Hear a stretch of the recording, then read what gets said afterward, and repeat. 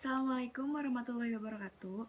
Nama saya Marsita Siti Miranda, perwakilan dari kelompok 10 yang beranggotakan 3 orang, yaitu Ada Fitri Nurkusuma, Labibah Inas, dan saya sendiri Marsita Siti Miranda. Nah, di sini saya akan menjelaskan tentang hakikat, fungsi, nilai, moral, dan hukum, serta keadilan, ketertiban, dan kesejahteraan.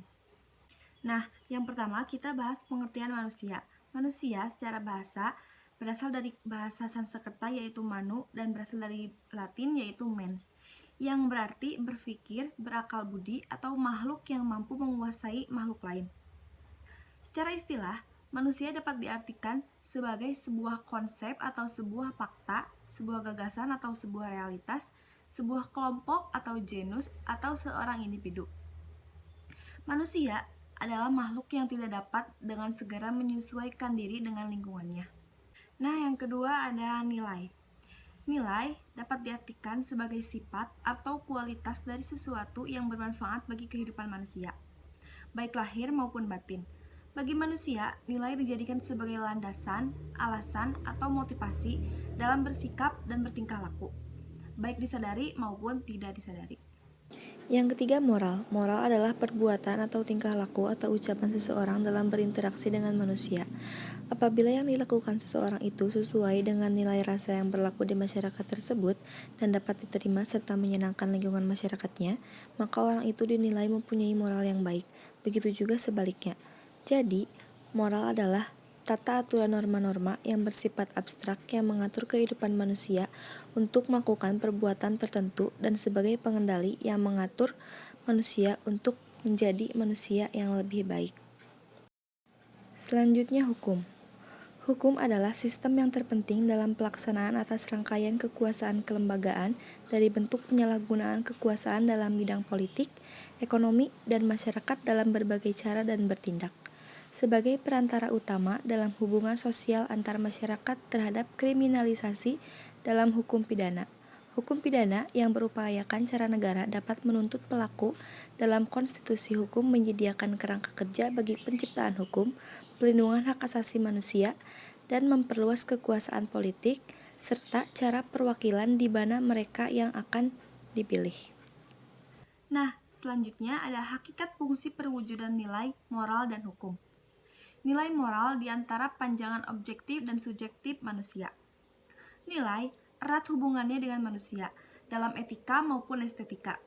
Manusia sebagai makhluk yang bernilai akan memaknai nilai dalam dua konteks. Yang pertama, akan memandang nilai itu ada meskipun tanpa ada yang menilainya. Kedua, memandang nilai sangat tergantung pada subjek yang menilainya. Selanjutnya ada hubungan moral dan hukum. Hukum tidak akan berarti tanpa dijiwai dengan moralitas. Hukum akan kosong tanpa moralitas. Oleh karena itu, kualitas hukum harus selalu diukur dengan norma moral dan perundang-undangan. Yang immoral harus diganti. Meskipun hubungan hukum dan moral sangat erat, namun hukum dan moral tetap berbeda. Keadilan, ketertiban, dan kesejahteraan. Keadilan adalah pengakuan yang seimbang antara hak dan kewajiban. Pengakuan atas hak hidup individu harus diimbangi melalui kerja keras tanpa merugikan pihak lain. Karena orang lain punya hak hidup seperti kita, jadi kita harus memberi kesempatan pada orang lain untuk mempertahankan hidupnya. Prinsipnya, keadilan terletak pada keseimbangan atau keharmonisan antara menuntut hak dan menjalankan kewajiban.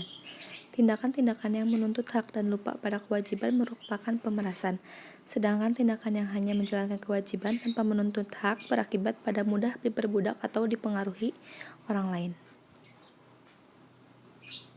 Problematika nilai, moral, dan hukum dalam masyarakat dan negara.